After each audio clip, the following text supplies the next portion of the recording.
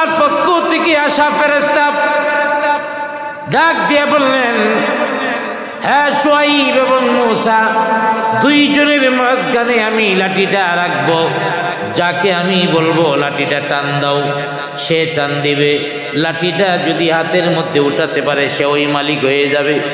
লাঠি মাঝখানে রাখা হলো। হযরতে শুআইব আলাইহিস সালাম, মূসা আলাইহিস সালাম দুইজনকেই প্রস্তুত করা হলো। এবার ওই এলাকার লোকটা ডাক দিয়া বলল, হে শুআইব, প্রথম তোমার পালা। মূসা আলাইহিস সালামকে যেটা ভাবছিলাম ওইটি হয়েছে। হযরতে শুআইব আলাইহিস সালাম হাত দিবে, লাঠি উঠাবে, লাঠির মালিক হয়ে যাবে।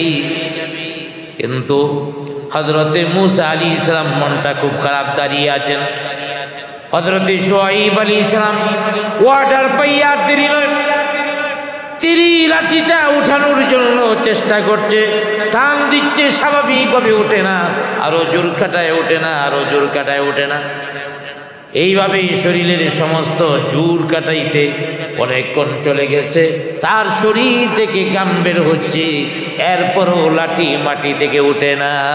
সুবহানাল্লাহ বলে। ওয়া ইলা মাদিয়ানা আখাহুম শুআইবা قال يا قوم اعبدوا الله ما لكم من إله غيره। আল্লাহ রাব্বুল আলামিন এরপরের আয়াতের মধ্যে বলেন, ওয়া ইলা মাদিয়ানা আখাহুম শুআইবা,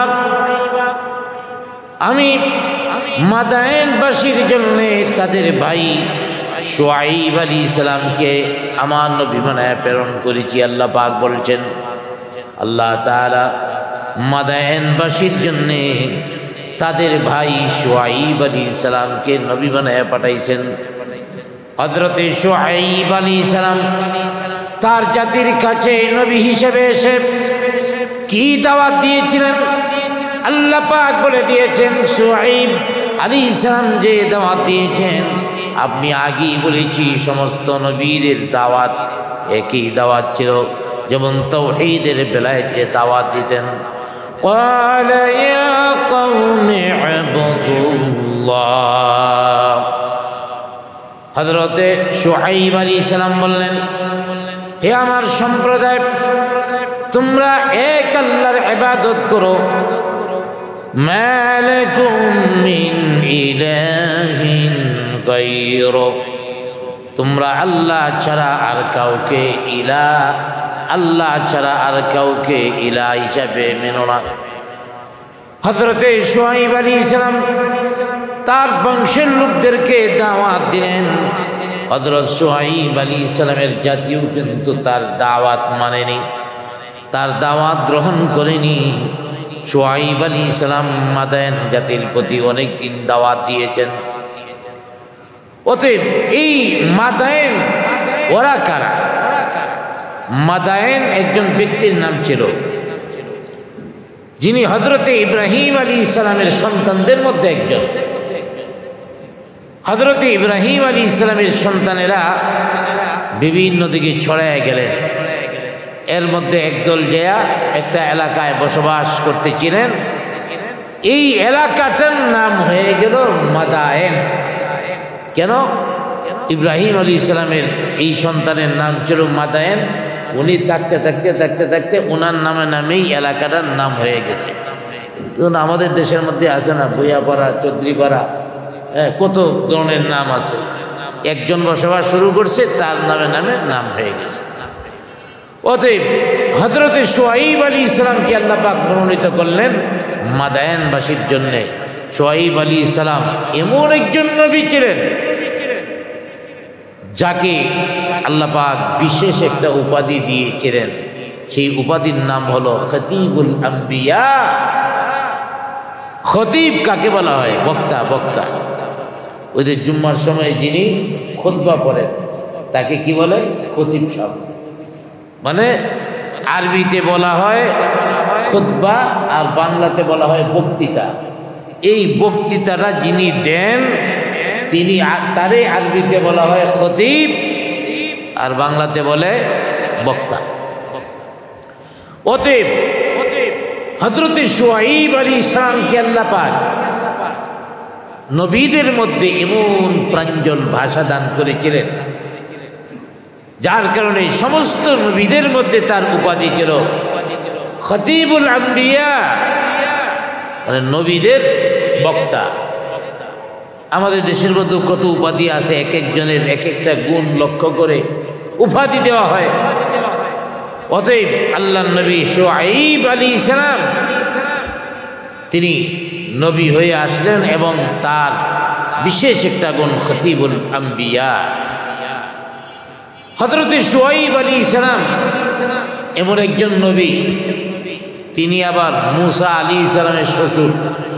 আলহামদুলিল্লাহ বলে। হযরত শুআয়ব আলাইহিস সালাম মূসা আলাইহিস সালামের শ্বশুর। মূসা আলাইহিস সালাম একবার তার দেশ থেকে অর্থাৎ মিশর থেকে তিনি বের হয়ে গেলেন। যেতে যেতে হযরত শুআয়ব আলাইহিস সালামের এলাকায় চলে গেলেন। কেন চলে গেলেন? ঐতিহাসিক ঘটনা। ওই যে এক লোকের মূসা আলাইহিস সালাম থাপ্পড় দিয়েছিলেন, মারা গেছে। আর ফেরাউন মূসা আলাইহিস সালামের বিরুদ্ধে অ্যাকশন নেওয়ার কিছুই পায় না। এখন এই বিষয়টাকে দাঁড় করায়া তার বিরুদ্ধে অ্যাকশন নিবে। আল্লাহ পাক মূসা আলাইহিস সালামকে বললেন, এই মূসা পয়গম্বর, তুমি এখান থেকে বের হয়ে যাও। আল্লাহর পয়গম্বর হযরত মূসা আলাইহিস সালাম মিশর থেকে বের হয়ে গেলেন। চলতে চলতে চলতে চলতে মিশর থেকে বের হয়ে এমন এক এলাকায় চলে গেলেন যে দেশের প্রেসিডেন্ট হলো হযরত শুআয়ব আলাইহিস সালাম। হযরত মূসা আলাইহিস সালাম নদীর পার দিয়ে হাঁটছেন তো হাঁটছেন, কোথায় যাব? নতুন এক দেশ, যেখানে আমার পরিচিত কেউ নাই, যেখানে আমার পরিচিত কোনো মানুষ নাই, কারো কাছ থেকে সহযোগিতা নিব এমনও পাচ্ছি না, কোনো মানুষও পাচ্ছি না। নদীর পার দিয়ে হাঁটতেছেন তো হাঁটতেছেন, এক সময় ক্লান্ত হয়ে নদীর পাড়ের মধ্যে বসে গেলেন। নদীর পাড়ে যখন বসে গেলেন, তিনি দেখতে পেলেন একটা ফল নদীর পাড় দিয়ে পানি দিয়ে ভেসে যাচ্ছে। হযরতে মূসা আলাইহিস সালাম চিন্তা করলেন, আমার পেটের মধ্যে ক্ষুধা, অতএব এই ফলটা যদি আমি ভক্ষণ করি ক্ষুধা নিবারণ হবে। তিনি ফলটাকে উঠালেন, এই ফলটাকে তিনি ভক্ষণ করলেন। সাথে সাথে মনে হয়ে গেল, আরে কি কাজ করলাম, সর্বনাশ, এটা কোন কাজ করলাম? একটা ফল নদী থেকে উঠিয়ে আমি খেয়ে ফেললাম। এই ফলটার মালিক তো আমি না, কে মালিক তাও তো আমি জানি না। মালিকের অনুমতি ছাড়া এই ফলটা আমি ভক্ষণ করেছি, অতএব আমি মারাত্মক গুনাহ করেছি। যতক্ষণ পর্যন্ত এই ফলের মালিক থেকে আমি মাপ না চাইব, ক্ষমা না নিব, যতক্ষণ পর্যন্ত তার কাছে মাপ না চাইব আর সে মাপ না দিবে, ততক্ষণ পর্যন্ত আমার উপায় নাই। সামান্য একটু চিন্তা করেন, একটা ফল পানি দিয়া ভেসে যাচ্ছে, এই ফলটা খাওয়ার জন্য আল্লাহর পয়গম্বর মূসা আলাইহিস সালাম নিজেকে অপরাধী বানিয়ে নিয়েছে। আল্লাহর কাছে দোয়া করতেছে, আল্লাহ কি সর্বনাশ করে ফেলেছি, এই ফলটা তো খাওয়ার আমার প্রয়োজন ছিল না, এই ফলটা আমার খাওয়ার কোনো অধিকার ছিল না। হযরত মূসা আলাইহিস সালাম চিন্তা করলেন, কিভাবে ফলের মালিককে খুঁজে বের করা যায়। আমার ভাইয়েরা, আজকে ফল দূরের কথা, একজন মানুষ ক্ষুধার্তও না, সব দিক থেকে স্বাভাবিক আছে, এরপরেও যদি 500 টাকার একটা নোট রাস্তার মধ্যে পায়, তাহলে খুব কম লোকই আছে যারা টাকাটা পায়া বলবে 500 টাকা পাওয়া গেছে। ঠিক কিনা জোরে বলেন? খুব কম লোক বলবে, অধিকাংশই পকেটে রেখে দিবে। হ্যাঁ, ভালো মানুষ যারা, ইমানদার যারা, তারা অবশ্যই এলান করবে। হ্যাঁ, আমাদের দেশেও এলান করে 2 টাকা নোট যদি পায়, আরে বাবা, কত বড় ইমানদার! 2 টাকার নোট পাইছে, এটা খুব ঘোষণা করতেছে 2 টাকা পাওয়া গেছে। 2 টাকা ঘোষণা করলেই কি না করলেই কি, 2 টাকা দিয়ে বর্তমানে বাংলাদেশে একটা পানও পাওয়া যায় না, একটা চকলেটও পাওয়া যায় না। আমার ভাইরা, নবীদের অবস্থা দেখেন কেমন, বা ইমানদারদের অবস্থা এমনই। নদী থেকে ফল খাইছে, বাইশা আইসা করছে, এটা তো মালিকের না এখন, এরপরও মালিকের অনুমতি ছাড়া খাইছে। তো আমরা যদি একটু চিন্তা করি আমাদের জীবনের অবস্থাটা কি,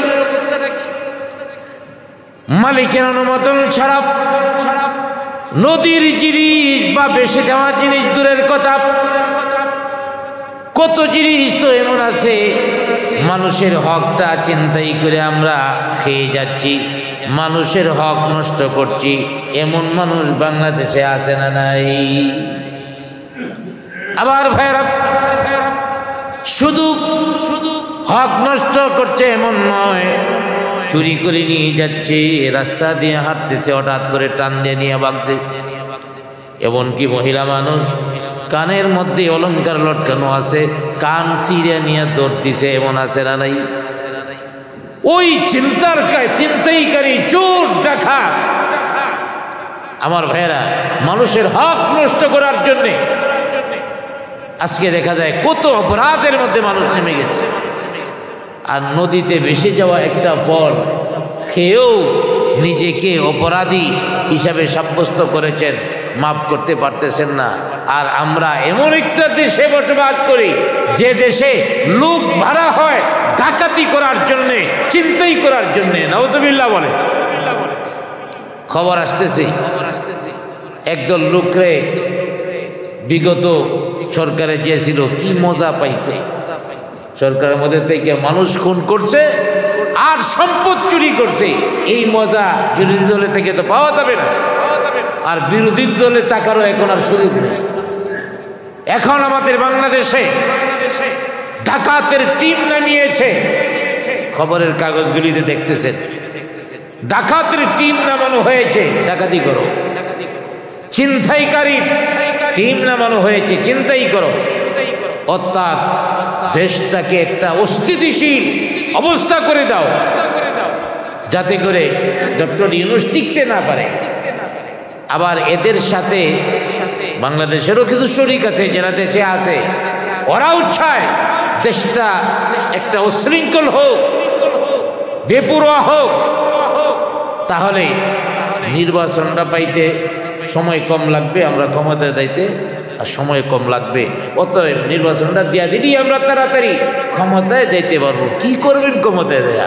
চুরিদারি তো করবেন। আগের ওরা যা করছে আপনারা তো তাই করবেন। অতএব একটু সুন্দরভাবে চলতে দেন না, অসুবিধা কি? কয়েকটা দিন চালাক, চুরিদারির সিস্টেমটা বন্ধ হোক, তারপরে যান।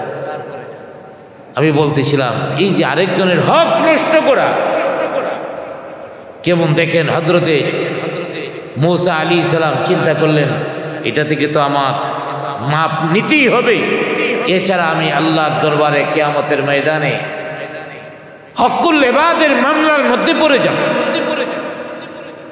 হযরতে মূসা আলাইহিস সালাম চিন্তা করলেন, স্রোত উল্টা দিক থেকে আসে, স্রোতের তালে তালেই তো যে জিনিস ভেসে থাকে সেই জিনিস যায়। অর্থাৎ যে জিনিস থেকে ফলটা ভেসে এসেছে, অতএব ওই দিকেই আমার মালিক খুঁজতে হবে, ওই দিকেই খোঁজাখুঁজি শুরু হয়ে গেল। আমার ভাইরা যে ধরনের ফলটা খেয়েছে, এইভাবে হাঁটতে হাঁটতে হাঁটতে হাঁটতে কয়েকদিন হাঁটার পরে যায় বাগান একটা পেয়েছে, নদীর পারে বাগান। এই বাগান থেকে অনেক ফলই পইরা নদীতে ভেসে যাচ্ছে। তাও মূসা আলাইহিস সালাম চিন্তা করলেন, ফল ভেসে যাচ্ছে, মালিকে পায় না তো কি হয়েছে, কিন্তু আমি তো এটার মধ্যে ধরার অধিকার রাখি না, খাওয়ার অধিকার রাখি না, মালিকের কাছ থেকে আমার মাপ চাইতে হবে। লোকদের জিজ্ঞাসা করলেন এই বাগানের মালিককে, তখন বললেন এই বাগানের মালিক একজন ভালো মানুষ, আল্লাহর নবী শুআয়ব আলাইহিস সালাম। কারণ ওই এলাকায় শুআয়ব আলাইহিস সালামকে সবাই চেনে, তিনি আল্লাহর নবী। আর মুসা আলী ইসলাম গেছেন নতুন, এখনো কেউ তাকে চিনে না। মুসা আলী ইসলাম চিন্তা করলেন যেহেতু আল্লাহর নবী, তাহলে মাপটা সহজে পাওয়া যাইব। উনি গেছেন, জয়া বলতেছেন আপনার নাম কি? শুআইব আলী ইসলাম। হ্যাঁ, আমার নাম শুআইব। তো তোমাকে চিনতেছি না, তুমি কোন জায়গা থেকে এসেছো, তোমার বাড়ি কোথায়? তিনি পরিচয় দিলেন, আমার নাম মুসা, আমি মিশর থেকে এসেছি। তখনও কিন্তু নবুয়ত পায় নাই, মিশর থেকে এসেছি, পালিয়ে এসেছি। তো আমার কাছে কি মনে করে? আপনার কাছে একটা জিনিসের জন্য এসেছি। ওই নদীর পাড়ে ফল, নদীতে ফল বেশি যাচ্ছিল, আপনার বাগানের ফল আমি খেয়ে ফেলেছি। এখন তো আপনার অনুমতি ছাড়া ফল খেয়ে ফেলেছি, আমার দয়া করে মাফ করে দেন। শুআইব আলী ইসলাম মনে মনে কয়, একটা ফল নদীতে ভেসে যাচ্ছে, এইটা খাওয়ার জন্যে সে নিজের অপরাধী মনে করে আবার মাপ চাওয়ার লেগে আসছে।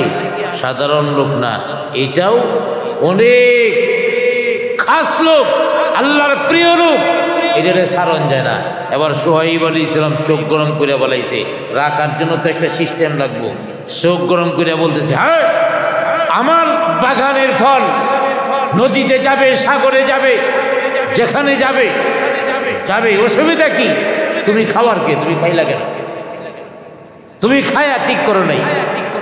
কয় আমার মাফ করে দেন। না, এত সহজে মাফ করা যাবে না। কি করতে হবে? 12 বছর আমার রাখালি করতে হবে। 12 বছর কি করতে হবে? রাখালি করতে হবে, তারপরে চিন্তা করো। কই 12 বছর রাখালি করলে মাফ করে দিবেন? তো কই মাফ করার জন্য চিন্তা করবো, আগে রাখালি করো। যাক, 12 বছর পর্যন্ত রাখালি করছে। শুআইব আলী ইসলাম জানে ওরে যতই কঠিন শর্ত দিই সে যাবে না। 12 বছর অতিক্রম হওয়ার পরে এবার শুআইব আলী ইসলামের কাছে আসছে মুসা আলী ইসলাম, এখন তো আমি মুক্ত, এখন আমি মুক্ত, আমার দয়া করে ছেড়ে দেন। কে বলছে তুমি মুক্ত? তোমারে মাফ করে দিবে তো সহজ নাকি? একটা কাজ মাত্র করছো, তবে আরেকটা কাজ আছে, এটা যদি করো তাহলে আমি আসলেই মাফ করে দিব। আল্লাহর পয়গম্বর মুসা আলাইহিস সালাম মনে মনে চিন্তা করেন, কোন বিপদের মধ্যে পড়ে গেলাম। একটা ফল নদী থেকে খাওয়ার কারণে 12টা বছর পর্যন্ত রাখালি করলাম, এখনো পর্যন্ত ক্ষমা পাইলাম না। আবার বলতেছে আর একটা কাজ করতে হবে, আল্লাহ জানে আরো কত বছর থাকতে হয়। এবার মুসা আলাইহিস সালাম বললেন, ঠিক আছে, বলেন কি কাজ করতে হবে। শুআইব আলাইহিস সালাম বললেন, কাজটা কঠিন নয়, কাজটা হলো আমার মেয়েকে তোমার বিবাহ করতে হবে। সুবহানাল্লাহ বলেন। আমার মেয়েকে যদি তুমি বিবাহ করো তাহলেই একমাত্র তোমাকে আমি ক্ষমা করতে পারি। কারণ শুআইব আলাইহিস সালামের চিন্তা হলো, এই লোকটারে এইভাবে সারণ যায় না। যে লোকটা একটা ফল নদীতে ঢুকায়া খায়া মাপ চাইতে আসে, সে সাধারণ মানুষ না, আল্লাহর প্রিয় মানুষ।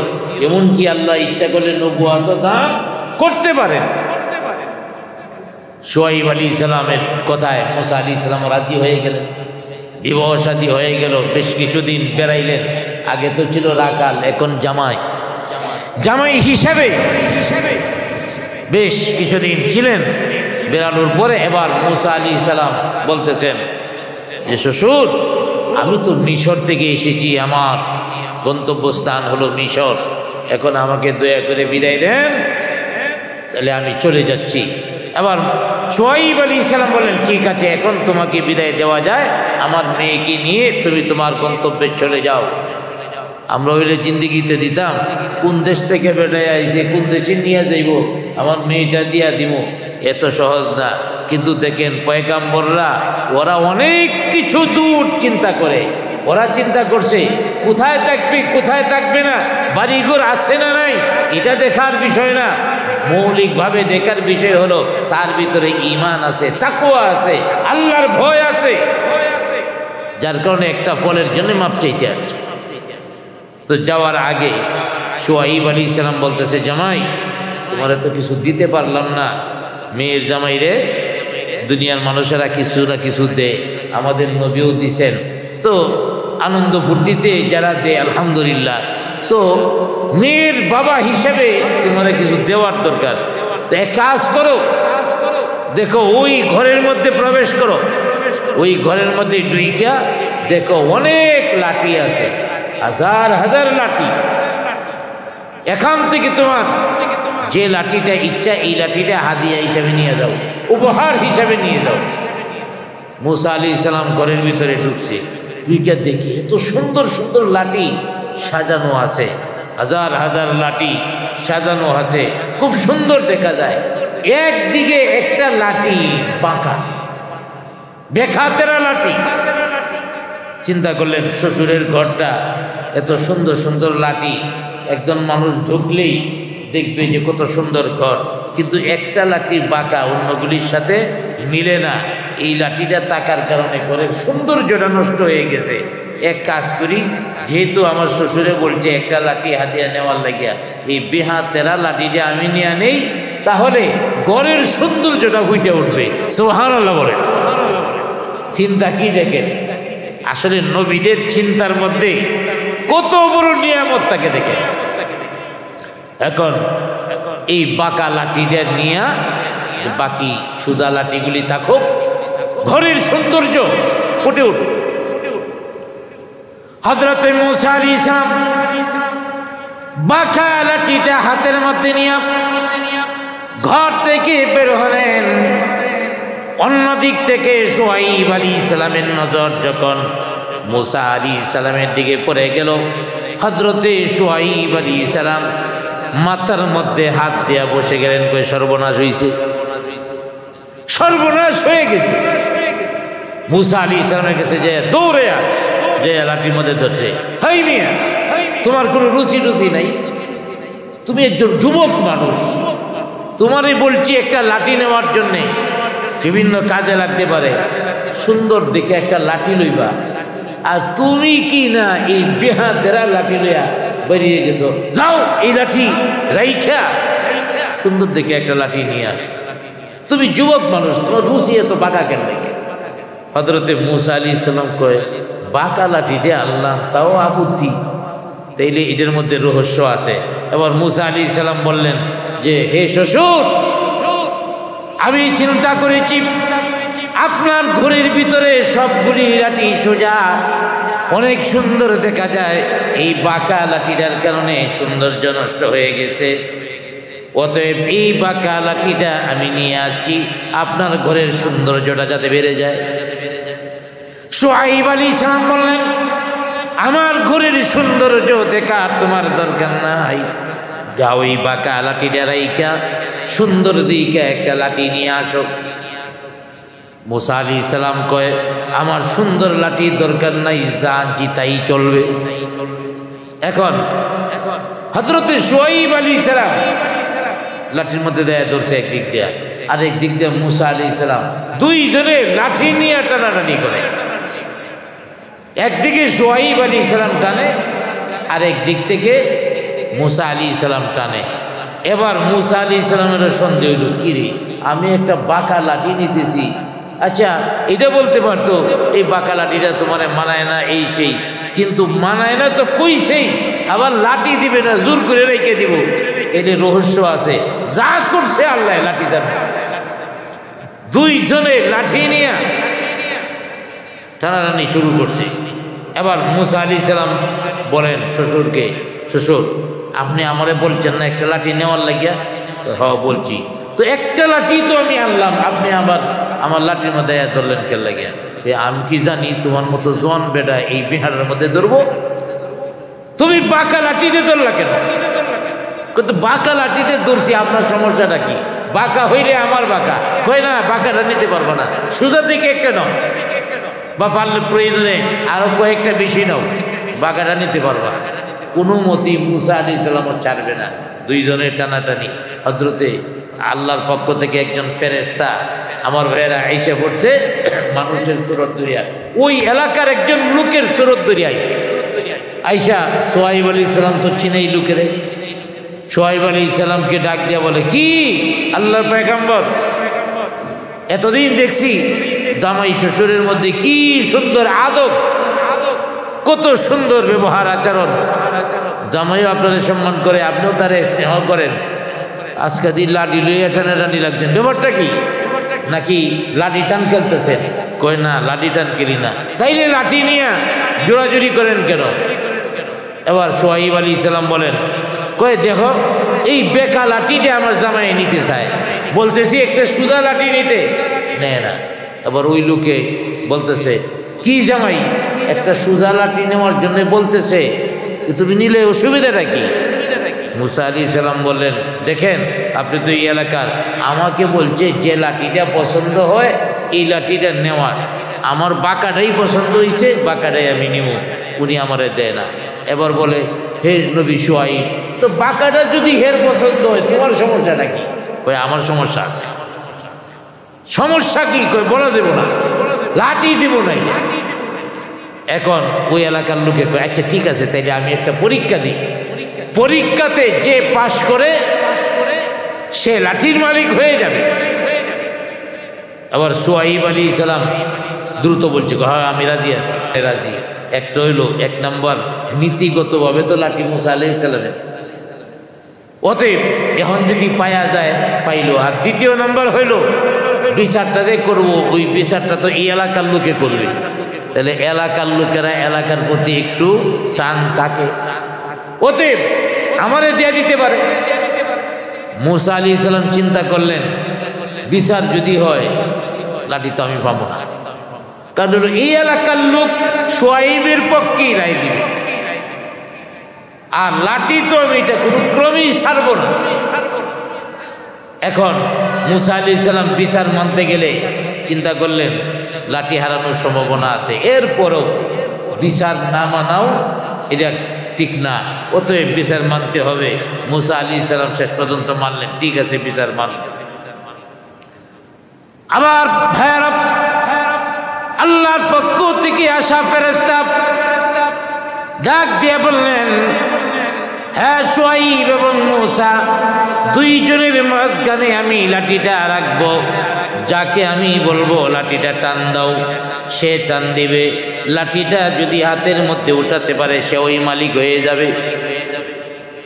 মুসা আলাইহিস সালাম কয়, এমন বিচার তো জিন্দগিতে উনি নাই, লাঠি মাটি রাখবে যে ওই উঠাইতে পারে ওই মালিক, উঠাইতে তো আমিও পারবো, আমার শ্বশুরও পারবে, যারে আগে বলে হেউই আগে উঠাবে, অতএব হেউই মালিক হয়ে যাবে, এটা তো কোনো বিচার হইতে পারে না।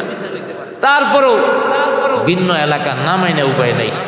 আবার শুআয়ব আলাইহিস সালাম, হ্যাঁ আমি মানছি, উনি তো মানবই বিচারক এলাকায়। যাক, ওই লোকেই বলল, ঠিক আছে আমি লাঠি রাখবো, যাকে বলি উঠাইতে সে উঠাবে, যদি উঠাইতে পারে হে মালিক হয়ে যাবে। লাঠি মাঝখানে রাখা হলো, হযরতে শুআয়ব আলাইহিস সালাম, মুসা আলাইহিস সালাম দুইজনকেই প্রস্তুত করা হলো। এবার ওই এলাকার লোকটা ডাক দিয়া বলল, হে শুআয়ব, প্রথম তোমার পালা। মুসা আলাইহিস সালামকে যেটা ভাবছিলাম ওইটি হয়েছে। হযরতে শুআয়ব আলাইহিস সালাম হাত দিবে, লাঠি উঠাবে, লাঠির মালিক হয়ে যাবে। কিন্তু হযরতে মুসা আলাইহিস সালাম মনটা খুব খারাপ, দাঁড়িয়ে আছেন। হযরতে শুআয়ব আলাইহিস সালাম ওয়ার্ডার পাইয়া দেরি নয়, তিনি লাঠিটা উঠানোর জন্য চেষ্টা করছে, টান দিচ্ছে, স্বাভাবিকভাবে ওঠে না, আরো জোর কাটায় ওঠে না, আরো জোর কাটায় ওঠে না। এইভাবেই শরীরের সমস্ত জোর কাটাইতে অনেকক্ষণ চলে গেছে, তার শরীর থেকে ঘাম বের হচ্ছে, এরপরও লাঠি মাটি থেকে ওঠে না। সুবহানাল্লাহ বলে। মুসা আলাইহিস সালাম মনে মনে কয়, এটা কোন কেরামতি, তাইলে মনে হয় আল্লাহ আমার কথা শুনছে, কারণ আমি তো প্রকৃত মালিক, আল্লাহ আমারে উড়ানোর শক্তিটা দিও। এবার মুসা আলাইহিস সালামের পালা। হযরতে মুসা আলাইহিস সালাম যাইয়া যখন লাঠিটার মধ্যে ধরলেন, ধরা লাগে নাই, হাতটা বাড়ানোর সাথে সাথে চুম্বকের মতো লাঠিটা মুসা আলাইহিস সালামের হাতের মধ্যে এসে যায়। হযরতে মুসা আলাইহিস সালাম লাঠি নিলেন, শুআয়ব আলাইহিস সালামের মনটা খারাপ। এবার জামাইয়ের বিদায় হয়ে যাবে। মূসা আলাইহিস সালাম আল্লাহর পয়গম্বর ডাক দিয়া বলেন, হে শুআয়ব আলাইহিস সালাম, এখন আপনার কাছ থেকে একটা সত্য কথা শুনতে চাই। এতক্ষণ পর্যন্ত লাঠি নিয়া টানাটানি যাই হলো, যাই করলাম, একটা সত্য কথা আপনার কাছ থেকে জানতে চাই।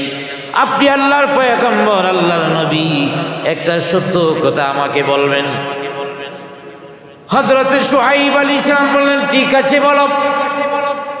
মূসা আলাইহিস সালাম বললেন, আপনার ঘরের মধ্যে এতগুলি লাঠি, একটা বাঁকা লাঠি আমি ধরলাম।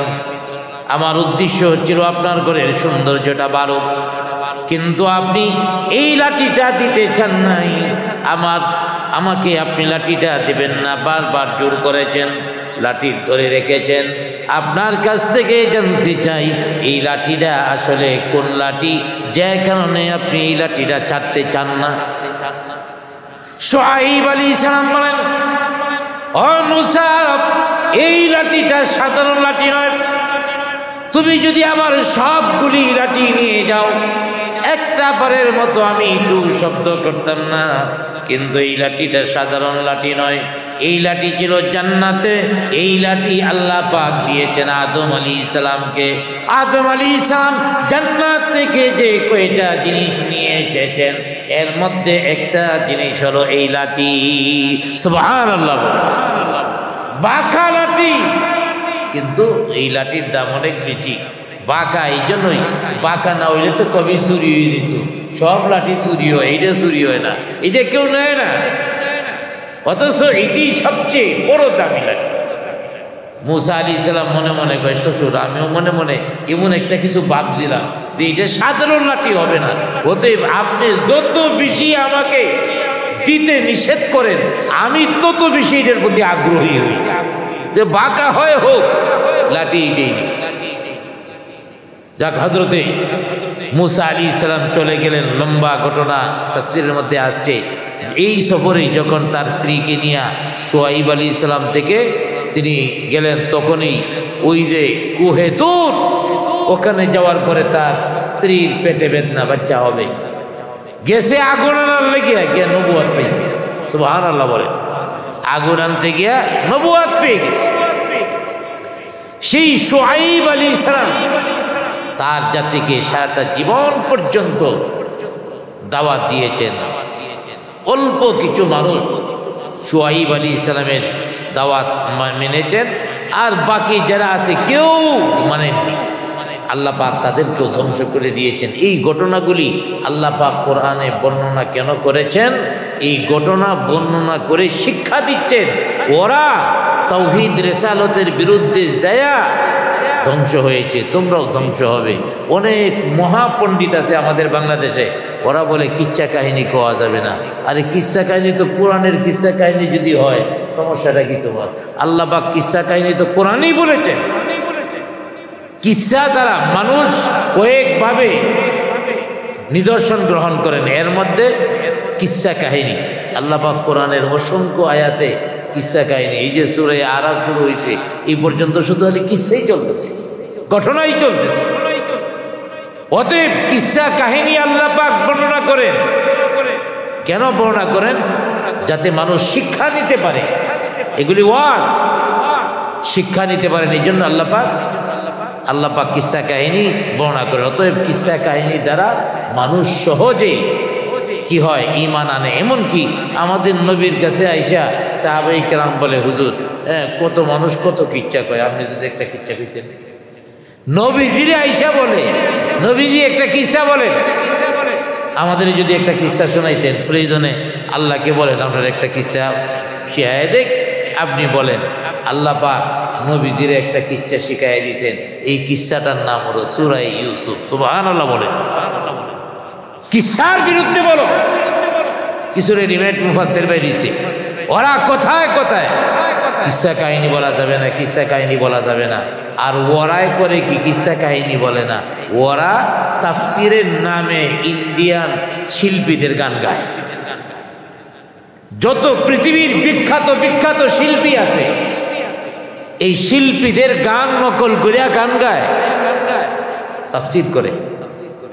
একটা জিনিস চিন্তা করেন, একটা গান যেটা আমাদের দেশের না, এটার সুরটা কত কঠিন।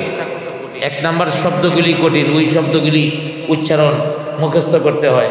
দ্বিতীয় নাম্বার এই টানটা আনতে হয়, একটা টান আনার জন্য কয় হাজার বার রিহার্সাল করতে হয়। তাইলে তুই কোরআন হাদিস বাদ দিয়া গানের রিহার্সাল করো, আর আশ্চর্য কিসা কাহিনী বলা যাবে না। গানের রিহার্সাল করে, নাটকের রিহার্সাল করে। আল্লাহ পাক এই ধরনের ফাহেসা মুফাসসির থেকে দেশকে মুক্ত করো। ইন্ডিয়ার গান আর বিভিন্ন দেশের গান, বাংলাদেশের সিনেমার গান গাওয়ার লেগিয়া এই কোরআন শরীফ বুঝাই তুই গান গায়া, কোরআন শরীফের ভিতরে অনেক কিছু আছে, গানের দরকার পড়বে না। আল্লাহ রাব্বুল আলামিন আমাদেরকে এই সমস্ত ফাহেসা গান থেকে হেফাজত করুক এবং কোরআনের পিছনে মেহনত যেন আমরা করতে পারি, আল্লাহ কবুল করুক। কোরআনের পিছনে মেহনত করে, অন্য কিছুর পিছনে মেহনত করবেন কেন? গানের পিছনে মেহনত কেন? এই গানের পিছনে যে মেহনত করছেন, যে সময়ে আপনি তারাইছেন, এই সময়ে কোরআন শরীফ কত পরিমাণ পড়তে পারতেন, আল্লাহর কাছে সওয়াব কত বেশি পাইতেন। আল্লাহ পাক আমাদের হেফাজত করুক, সকলে বলি আমিন।